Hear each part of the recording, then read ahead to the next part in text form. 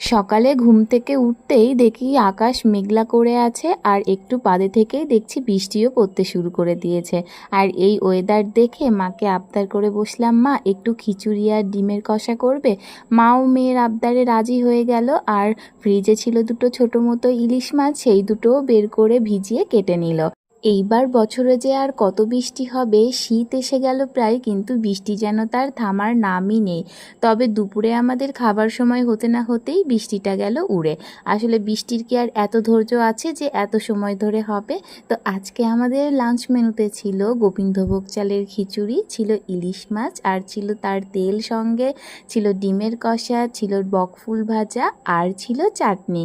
আজকে আমার সঙ্গে দেখা করতে এসেছিল আমার একজন বান্ধবী। ২ বছর পরে ওর সঙ্গে দেখা, আমার আর আমার ছেলেকে একসঙ্গে দেখলো আজ ২ বছর পরে। বৃষ্টির দিনে এমন মেনু তোমাদের বাড়িতেও হয় নাকি?